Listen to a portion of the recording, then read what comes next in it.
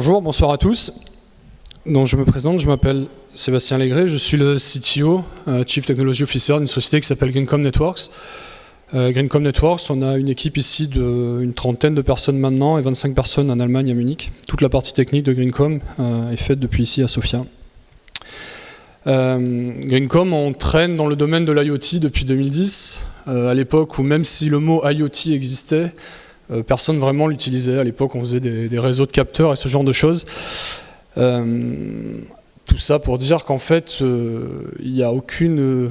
Petit disclaimer, il n'y a aucune vérité dans ce que je vais dire, c'est juste le fruit d'une expérience. Donc ça fait 9 ans qu'on s'amuse à faire parler des objets qui ne veulent pas parler, qu'on fait de l'Internet des objets. Donc on a pris un certain nombre de portes et c'est ce que je vais essayer de partager avec vous. Greencom, qu'est-ce qu'on fait? En fait, on développe des solutions pour le monde de l'énergie de demain.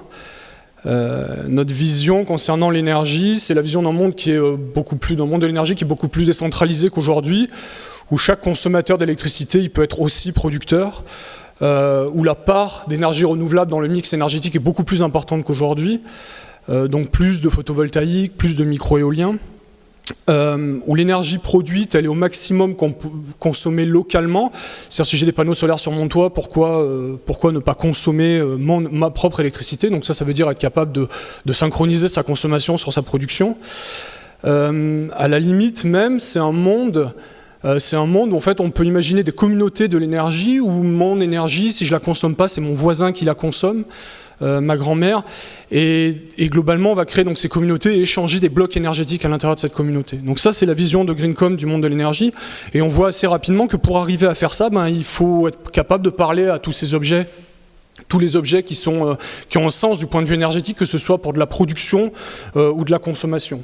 Donc là, je vous ai montré quelques-uns des objets. Donc nous, on fait de l'Internet des objets, mais nos objets, ils font entre 50 et 150 kilos. Ils sont pas super beaux. Donc là, on voit en vrac, en rouge, des onduleurs photovoltaïques. En jaune, c'est un onduleur pour une batterie résidentielle. Donc là, c'est vraiment une batterie qu'on a à la maison, qui doit faire 6 kWh. Qui permet notamment de pouvoir stocker l'énergie, le surplus d'énergie photovoltaïque qu'on ne va pas être à même de consommer instantanément. Une petite voiture électrique, un compteur intelligent, un petit smart meter à côté. Ça c'est nos objets de tous les jours. Mais là, ce dont on va parler, c'est la partie un peu plus générique de tout ça, c'est-à-dire s'éloigner du monde de l'énergie, regarder l'IoT en général. Et donc, pour faire de l'IoT, il y a tout qui commence par le T. Donc, il nous faut un objet. Donc on a une super idée, maintenant il faut arriver à faire un objet. Aujourd'hui on sait qu'il y a des centaines de plateformes qui vont nous permettre assez rapidement de faire du prototypage, donc globalement d'arriver à ce genre de choses. Donc je distingue deux grandes familles, il y a tous les kits de développement qui viennent des grands acteurs, de toutes les grandes sociétés entre guillemets du silicium, et puis après il y a tous les kits de développement qui viennent plus du côté do it yourself, dont Arduino, Raspberry et compagnie. Au moment où on veut leur prototyper quelque chose, il va falloir faire un choix. Le choix, les drivers de ce choix, c'est souvent la disponibilité de ce qu'on veut, du kit de développement dont on a besoin. Son prix, c'est pas forcément super important dans un premier temps parce qu'on est toujours dans cette espèce de phase de prototypage. Les capacités de communication du kit qu'on va utiliser, ça a peut-être un peu plus de sens. Est-ce que je veux faire du Bluetooth, du Wi-Fi? Est-ce que j'ai besoin de BLE? Je veux faire du LoRa ou pas? La documentation, ouais, forcément, et la communauté si possible, parce qu'on veut assez vite arriver à un résultat et faire son objet. Donc on a choisi notre kit, on a choisi cette partie matérielle, on fait notre objet, donc globalement on en est là. Maintenant il y a quand même une différence, sans vouloir offenser qui que ce soit, entre ça et un produit fini. C'est beau, ça marche, maintenant on voudrait en faire un produit. Et pour en faire un produit, malheureusement il y a un peu plus de choses. Donc il faut, j'en sais rien, des piles, mettons, ouais, ça peut arriver, une petite boîte jolie, on va essayer d'éviter de laisser les fils partout par terre, une alimentation, une boîte pour envoyer ça chez le client final, et puis en Europe quelque chose qu'on appelle une certification CE. En gros, globalement, même si on part de quelque chose comme un Raspberry, on va finir avec ce qu'on appelle un bill of material, une espèce de liste d'éléments. Même en partant de quelque chose de très haut niveau comme un Raspberry, on va finir à plus de 20 éléments. Et puis pour chaque élément, il va falloir faire un choix. Donc si on veut faire des boîtes, on fait quoi comme boîte? Donc on peut prendre des boîtes sur étagère, mais ça fait pas très mon produit il est unique. On peut aller faire du moulage, mais alors là c'est cher, il faut en faire beaucoup, ça prend du temps. On peut faire de la tôlerie plastique, donc là on se contente de plier des feuilles de plastique pour faire des boîtes, mais du coup on peut pas faire d'angles très vifs, on peut pas faire de gros arrondis. Donc il y a pas mal d'options, il va falloir faire des choix. Ensuite, il va falloir passer une certification CE, donc ça veut dire des bancs de test, des essais électromag. On va essayer de choquer la chose, s'assurer que si Madame Michaud elle met les doigts dans les fentes, elle ne va pas prendre une décharge, etc., etc. Donc il va falloir faire tout ça pour commencer à dire qu'on a un produit, que notre objet c'est un produit fini, qu'on va pouvoir le vendre en Europe sans se mettre trop en péril. Ce qu'il faut aussi retenir de ça, c'est que tout a un prix en fait. C'est qu'on on est parti de notre petite board d'évaluation qui coûte, j'en sais rien, 10 €, et puis on commence à bâtir cette liste là, et puis à chaque fois, tout a un mini prix. Donc l'exemple là, c'est ça. Alors ça, c'est des petits bouts de plastique qui permettent juste de ramener la LED qui est sur la board, là, avec un peu de chance, il y en a une. Voilà, celle-là, on aimerait bien l'avoir en façade de l'objet. Et globalement, c'est 40 centimes. Ah, il en faut deux, bon, c'est 80 centimes. Le prix varie de mois en mois. En plus, histoire véridique, ça passe de à peu près 10 à 40 centimes suivant les mois. On dirait que ces machins sont cotés en bourse. Et ça va se rajouter. Donc c'est pas beaucoup, 40 centimes. En fait, c'est pas grand-chose. Mais quand on en est deux, c'est 80. La boîte en carton, ça va être 2 €. La petite pile, elle va en coûter 1 ou 2. Et au final, ça va tout de suite prendre une certaine dimension qu'on n'avait pas forcément appréhendée au départ. Quand on a commencé à bâtir notre objet, la Raspberry, elle coûtait 35 €, l'Arduino, elle en coûtait 9, et on s'est pas dit, on a quand même, le but de la meuf, c'est de faire un produit fini, donc on a quand même, malheureusement, à un moment donné, il y a une petite notion financière qui rentre là-dedans, il faut quand même qu'on arrive à faire un service, si on doit le vendre à quelqu'un, il faut qu'on retombe sur nos pattes. Et là, au final, on commence à bâtir cette liste, on se rend compte que finalement, waouh, ouais, quand même 40 centimes le bout de plexiglas, c'est pas terrible. Et donc au final, c'est souvent pour ça qu'on finit, le marketing voulait une super boîte en bois et on finit avec une espèce de vague machin en plastique plié, et puis ça ira bien parce que sinon on rentrera jamais dans les coûts et mon objet il va coûter 200 €. Mais bon, c'est bon, on y est arrivé, on a réussi à faire cette liste, on a tout, on a des fournisseurs, donc ça y est, on a un produit. Donc on a un produit, on a une boîte, on a notre objet, c'est celui qui est au milieu tout blanc avec le petit oiseau dessus, on a une alimentation des câbles, et voilà. Donc ça, c'est notre objet fini. Pour chacun de ces objets, il va falloir bâtir ce qu'on appelle une supply chain, une mini supply chain, parce qu'on est quand même que des amateurs. Donc au minimum, un espèce de jeu de fournisseurs qui sont capables de nous fournir le matériel dont j'ai besoin, dans les quantités dont j'ai besoin, et puis exactement le même, parce que maintenant que j'ai passé une certification CE, je peux pas changer le plastique. Parce qu'en fait, le plastique, il fait partie de l'objet que j'ai envoyé en banc de test, donc j'ai exactement les certificats de provenance, donc je ne peux plus changer trop grand-chose. Donc il faut que je me bâtisse cette espèce de liste de fournisseurs qui vont être capables de me fournir les produits dont j'ai besoin, en temps raisonnable et avec un prix à peu près raisonnable et pas trop variable. Idéalement, si jamais j'arrive à avoir 2 fournisseurs par boîte, machin, bouclette, c'est pas mal aussi. Mais bon, on y arrive. On y arrive, c'est bon, on a trouvé nos fournisseurs, donc on est passé du prototype à l'objet fini. Juste en aparté, il y a un petit quelque chose qui fait toujours un peu mal la première fois, c'est ce que j'ai commencé à décrire tout à l'heure, c'est le Raspberry Effect. C'est-à-dire que pour 35 €, on a une carte avec un quad cœur, avec 4 cœurs, 1 Go 2, 1 Go de RAM, on commence à prendre ses aises, on développe dessus, on est content, et puis après on se dit bon, mais maintenant, moi je suis là pour faire du mass market, il m'en faut 100 000, donc les prix je présume qu'ils vont s'effondrer. Ah non, pas vraiment. Bon, donc on commence à contacter des gens, on dit bon, et là vous pouvez faire quoi? On fait mais non, mais 35 on peut faire, par contre ça sera pas 1 Go 2, ça sera peut-être plutôt 800, ça sera pas 4 cœurs, ça sera peut-être 1, la RAM c'est un peu plus cher, et on se rend compte que quand même Raspberry cache quand même pas mal de choses, c'est-à-dire qu'il y a le prix que vous voyez là, c'est pas si facile de l'obtenir si vous repartez de zéro. Mais c'est pas grave parce qu'on y est arrivé, on a notre objet. Un petit passage, notre objet il communique, Internet des objets, à un moment donné il faut un lien entre l'Internet et les objets. Il faut pas oublier que votre objet là, il va vivre dans un environnement hostile, c'est-à-dire chez Tata Georgette qui le branche et le débranche pour passer l'aspirateur, il y a le chien qui mordit le câble, il y a tout ça. Il bootera pas proprement, on va le débrancher, le rebrancher 10 fois par jour, il aura chaud, il sera à côté du micro-ondes, il sera à côté de la bouilloire, etc., etc. Et ça, faut pas oublier ça pendant le cycle de développement, parce que sinon, notre objet, une fois qu'il est en terrain hostile, s'il faut se le faire renvoyer, le changer, etc., ça a des coûts, c'est de la logistique, on est petit, on n'est pas beaucoup, c'est compliqué à gérer. L'autre partie, c'est la sécurité. La capture d'écran que je vous ai mis là, c'est un moteur de recherche qui s'appelle Shodan. Je ne sais pas si des gens le connaissent. En fait, c'est un moteur de recherche pour à peu près tout n'importe quoi, mais dont des objets. Le fondateur de Shodan, en fait, globalement, il va parcourir Internet à la recherche d'objets qui seraient connectés et plus ou moins tenter de les identifier. Le créateur de Shodan, quand il a créé, il s'est rendu compte que, pas si loin de nous en France, il y avait une centrale hydro qui était connectée sur Internet avec pas vraiment de login password en fait. Aujourd'hui encore, il y a des chercheurs danois qui ont montré qu'ils pouvaient prendre la main sur une piscine au Danemark, changer les températures. Et encore aujourd'hui, si vous savez chercher, dans Shodan, on arrive à trouver des centrales photovoltaïques avec les mots de passe qui sont dans la doc. Les ondulants ont les mots de passe dans la doc, et en plus, c'est dur, c'est du admin password, admin 1, 2, 3, 4. Ça fait un peu peur. pour deux raisons. La première, dans le domaine de l'énergie, il y a quelque chose qui s'appelle le scénario russe, où il a été prouvé que si jamais on arrive à prendre la main sur suffisamment de centrales photovoltaïques aujourd'hui, on peut faire tomber le réseau européen. Et ça fait peur parce qu'on a vu en 2016 des attaques des premiers botnets qui venaient du monde de l'IoT, donc des choses qui avaient été prises, qui avaient été infectées et qui ont fait une espèce d'énorme attaque en déni de service, notamment sur OVH. Donc, quand on va designer notre objet, on va essayer de penser à la sécurité. Donc pas trop de admin, on essaie d'utiliser des protocoles un peu sécurisés. C'est pas la peine de tenter d'inventer des choses en crypto, il y a plein de choses qui existent déjà, il faut juste utiliser les bonnes. Et puis voilà.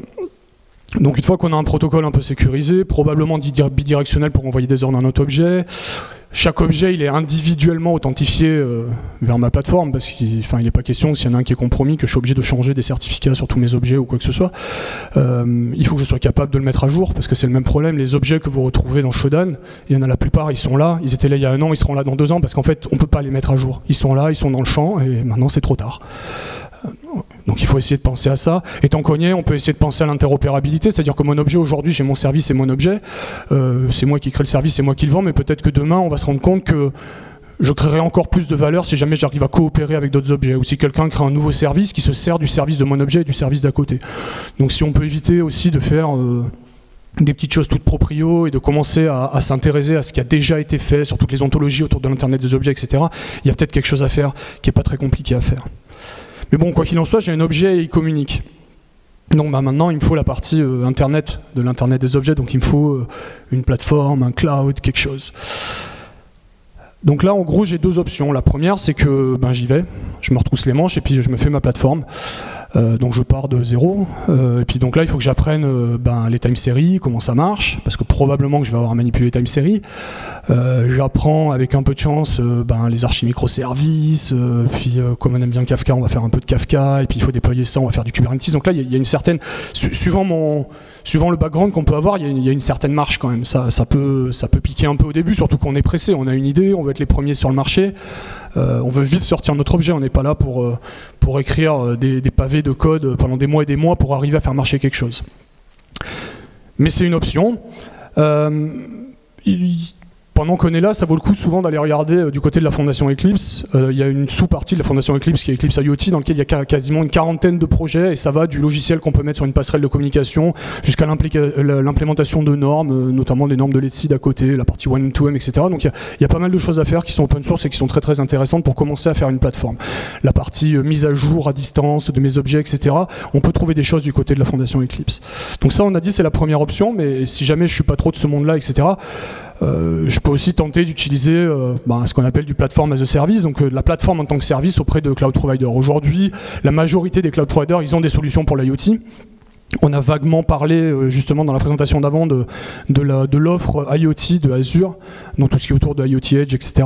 AWS a plus ou moins la même, il y en a chez Google, il y en a à peu près partout. Et là, le challenge est un peu différent, c'est-à-dire qu'on ne se retrouve pas à apprendre Docker, Kubernetes, les time series et tout. On arrive dans les concepts de ces cloud providers et de toute la partie IoT. Donc là, il faut arriver à passer derrière ça, c'est-à-dire les digital twins, le fog computing, etc. Qu'est-ce que c'est pour se demander ce dont on a réellement besoin, nous, à la fin. Et une fois qu'on s'est approprié un peu toutes ces notions, il va falloir aller sélectionner chez le cloud provider qu'on veut les services dont on a besoin. Et puis alors là, il y a pléthore. Et donc là, c'est pareil, il faut passer derrière un peu l'aspect marketing de la chose pour se dire de quoi j'ai besoin. J'ai besoin de communiquer, je voudrais faire de la communication bidirectionnelle. Je vais prendre du MQTT. Est-ce qu'il y a du MQTT dans IoT Hub? Oui. J'ai besoin de pouvoir mettre à jour mes devices. Ok. J'ai besoin de pouvoir les provisionner, c'est-à-dire distribuer des certificats. Donc c'est du device management, et donc il va falloir aller chercher dans tout ça pour comprendre qui fait quoi et qu'est-ce qu'on peut assembler comme composants sur ces plateformes pour arriver à rendre notre service. Et le dernier petit challenge, c'est le prix. Tenter d'arriver à évaluer le prix que ça va nous coûter de connecter un objet à un de ces clouds. À la fin, c'est toujours pareil, on essaie de faire, probablement qu'on essaie de faire un peu de business à la fin, et au moins on essaie de pas perdre trop d'argent. Donc il va falloir réussir à comprendre, connecter mon objet, combien ça va me coûter. Alors chez certains, on va payer par device, oui, mais par propriété mise à jour de chaque objet connecté, ou par recherche sur l'objet. Ça peut être aussi par volume de données stockées, par volume de données ressorties, par mois. Ça peut être suivant des tiers de service. Et là, ça commence à devenir très très compliqué. Donc là, il y a un petit peu de travail à faire. Donc en fait, globalement, on échange quelque chose de très technique à prendre pour bâtir son propre cloud vers quelque chose d'un peu plus lecture de documentation, tentative de projection et calculette pour comprendre combien ça va me coûter de connecter cet objet à ce cloud.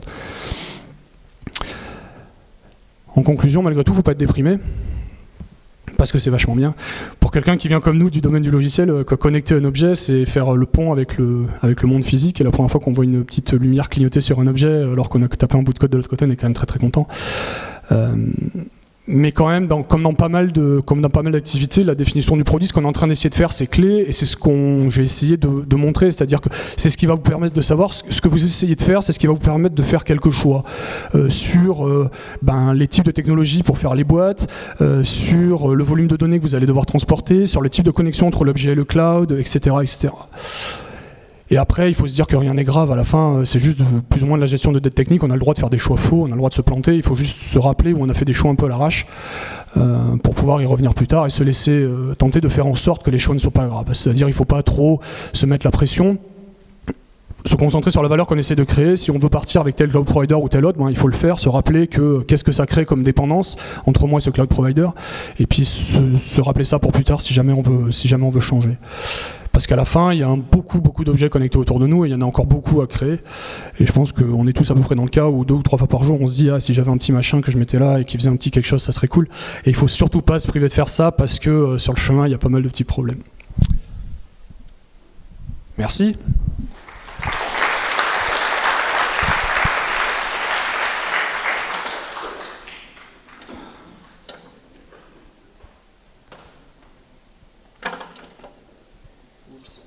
On a le temps pour des questions. Qui veut démarrer sa start-up? 15 minutes, je fais 15 minutes. Pas 16, mais c'est très bien. De toute façon, on a du temps. Allez, question.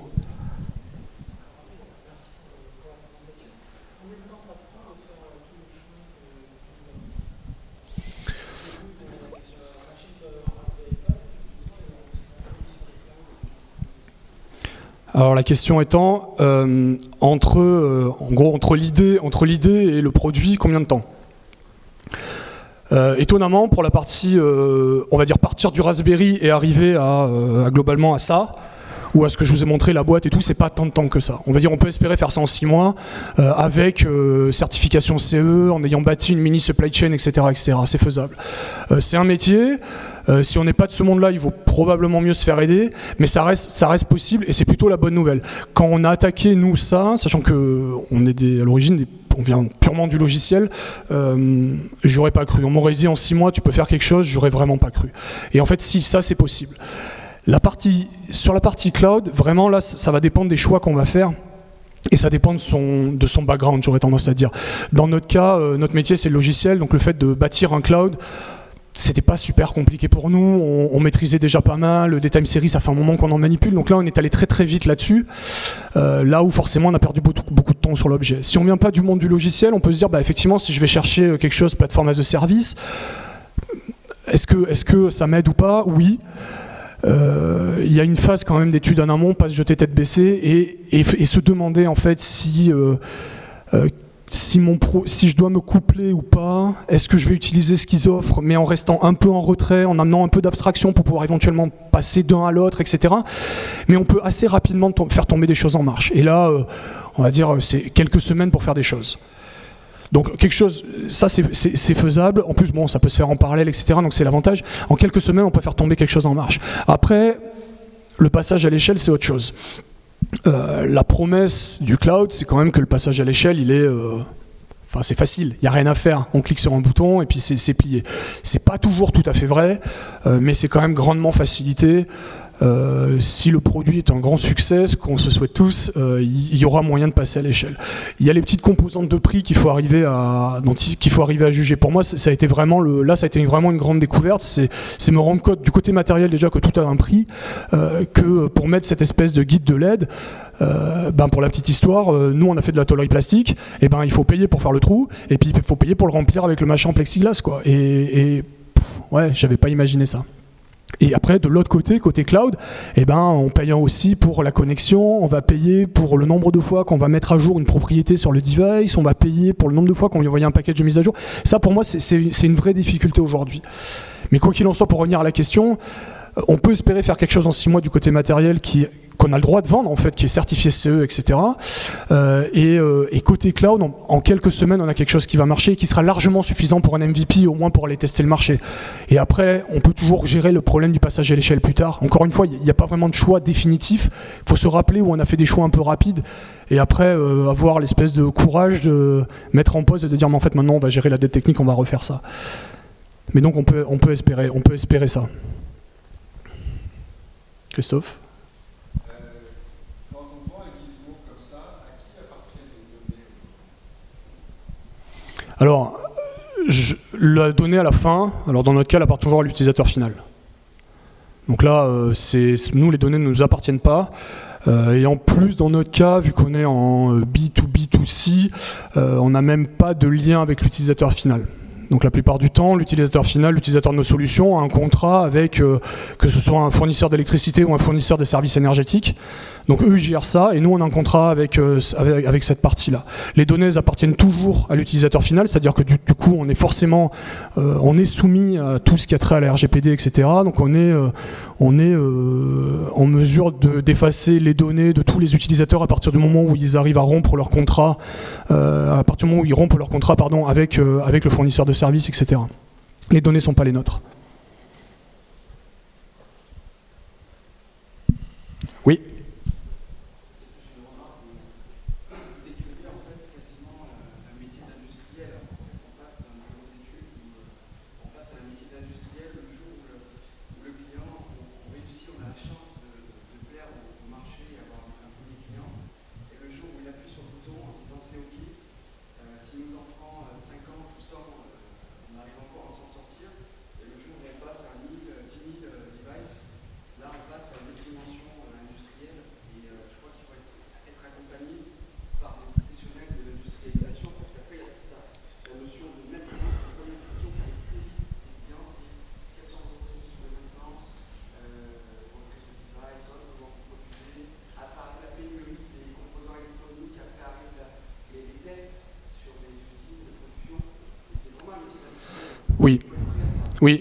Oui. Par contre, il faut peut-être pas s'engager trop tôt non plus. Faut peut-être pas trop être, je vais pas dire sérieux, mais faut peut-être pas trop y aller trop vite non plus, parce que mine de rien, c'est un peu le choc aussi pour quelqu'un qui fait du logiciel, mais le cycle de développement d'un industriel, il n'a pas la même rapidité que celui d'un développeur. Oui, mais sinon je vous suis parfaitement, et typiquement, enfin l'exemple étant, comme je disais, ça c'est de la tôlerie plastique. La tôlerie plastique, si je fais des batchs de 1000 unités, ça va. Si demain j'ai un client qui me dit j'en veux 100 000, eh ben ça marche plus. Là même, si jamais je fais de l'impression 3D, je vais avoir du mal. Ou si jamais j'ai un client qui me dit bah ouais mais moi je voudrais bien un truc super arrondi là, tu vois, il faut que ce soit bombé, ben ça marchera pas non plus. Par contre, si jamais le premier jour j'avais pris le parti d'aller faire du moulage, au-delà on va dire du léger coût à l'entrée, je m'engageais, enfin j'avais pas les mêmes délais que sur de la tôlerie, j'avais pas les mêmes coûts upfront. Donc j'aurais tendance, oui, il faut définitivement se faire accompagner, mais pour moi, enfin après encore une fois c'est notre expérience personnelle, il ne faut pas non plus trop vite se mettre dans du process lourd, parce que notamment quand, après c'est peut-être notre histoire personnelle, mais si nous on est parti, nous en fait on a plus ou moins, on s'est déplacé dans la chaîne de valeur, on a plutôt étendu notre offre, à chaque fois qu'on a trouvé quelque chose qui n'était pas fait comme on voulait, ou qui n'avait pas les mêmes, qui répondait pas à nos exigences, on s'est déplacé vers là. Donc en gros, nous on a commencé par faire de l'applicatif, et puis on s'est rendu compte que nous fallait un cloud, et puis après on s'est dit mais jamais on fera de matériel, sûrement pas, c'est trop cher, c'est trop long. Donc il y a des gens pour faire ça, des passerelles pour faire de la collecte de données énergétiques, il y a forcément des gens pour le faire. Donc on a travaillé avec des gens, sauf que quand on a commencé à leur dire nous il faut qu'on remonte 700 points de données toutes les 5 secondes, on a fait oula. Et puis nous, il faut qu'on puisse mettre à jour des petits morceaux de firmware. Et puis s'il y a un nouveau type d'onduleur, il faut que dans la journée, on soit capable d'envoyer du logiciel sur des dizaines de milliers de devices. Et là, on s'est rendu compte que finalement, c'était pas si facile. Donc on s'est dit, bon, attendez, ce qu'on va faire, c'est qu'on va vous aider, mais on va juste faire le logiciel. En gros, on va faire la stack logicielle qui tourne dessus pour vous montrer comment ça marche de déployer des certificats à la volée, de faire de l'update de parties de logiciels. On va juste vous montrer comment on aimerait que ce que vous faites marche. Donc on a fait ça, mais on dit par contre le matériel c'est vous, hein. On vous donne le soft, c'est cadeau, quoi. Prenez-le, faites-le tourner sur vos trucs. Nous on veut juste avoir cette capacité de collecter de la donnée haute fréquence, on veut juste avoir cette capacité de retomber toujours sur nos pattes, on veut avoir cette capacité de mettre à jour les périphériques et tout, mais surtout on ne veut pas faire le matériel. Et en fait ça n'a pas marché, donc on a dit ok, bon, ce qu'on va faire c'est qu'on va l'assembler, donc on va trouver des pièces sur l'étagère. Et donc on a avancé comme ça, donc il n'y a aucun moment où on s'est dit, on n'a jamais été devant un tableau blanc en disant bon on va faire de l'IoT, il nous faut un objet. Donc dans notre cas, c'était pas jouable. On a avancé en fait peu à peu, on s'est retrouvé à faire les applications, et puis le soft qui tourne sur les gateways, et puis tac, tac, tac, tac. Et donc on s'est retrouvé à un moment donné à dire, bon, ce qu'on va faire, c'est qu'on va faire une preuve de concept, on va assembler du matériel sur étagère, on va lui mettre une petite boîte, on va vous montrer ce qu'on voudrait en fait, ce dont nous on aurait besoin pour pouvoir rendre le service en haut et créer ces communautés énergétiques. Et tac, on a cligné des yeux, on s'est retrouvé en train de faire ça. Par contre, ce qui est sûr, c'est qu'on s'est fait accompagner. Et ce qui est sûr, c'est qu'on a essayé de garder la trace de toutes les décisions pas terribles qu'on a prises. Donc le moulage versus la tôlerie plastique, ça en est une. On a fait de la tôlerie parce qu'aujourd'hui, on n'était pas en mesure de commander 1 million de pièces. C'était pas possible pour nous. Donc on a dit, on va faire de la tôlerie, mais on sait que si jamais on a un client qui appuie sur le bouton, on a un problème. Notre espoir, c'est de se dire que le client qui va appuyer sur le bouton, qui va mettre en défaut ce choix-là, il va mettre tellement de temps pour appuyer sur le bouton qu'on aura eu le temps de faire quelque chose, nous, de notre côté. En gros, c'est le jeu. On se dit, le temps, on va le voir venir. Il n'y a pas un mec qui va nous signer un chèque en nous disant, j'ai besoin de 100 000 de vos machins de demain. Donc si jamais on a 6 mois devant nous, on se dit, ça, on peut le réingénierer, ça va être jouable. Par contre, encore une fois, sur tous ces trucs-là, on se fait accompagner parce que c'est clairement pas notre métier. Clairement pas. Donc là-dessus, je suis parfaitement avec vous.